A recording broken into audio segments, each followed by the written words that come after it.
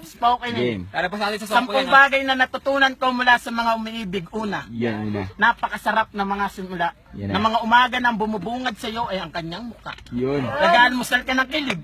At pagdating sa gabi ay baon mo siya hanggang sa paghimbing. Dito mo matututunan ang tunay na kapangyarihan ng isang ngiti. Ng mga kamay na umahawi sa iyong mga buhok. At ng mga mata na sumisisid sa iyong kaluluwa. Pangalawa, Yan. Pangalawa. napakadaling maging kampante. Ang ganda ng background, puno. Ang masanay sa pagmamahal, ang malunod sa kapangyarihan ng kami, ng tayo, ng atin. Paano naman ang kanya? Paano naman ang ako? Napakadaling malunod sa pag-aakalang ang iyo ay mananatiling iyo pangatlo. Mapapagod ka, pero pang-apat ang tunay na pag-ibig hindi sinusukuan, di ba? Pero pang-lima, ang tunay na pag-ibig ay hindi parating sapat. Yun. Kapag ang mga pakpak na binigis nito sa iyo ay tuluyan ng bumigat at naging kadena ni ayaw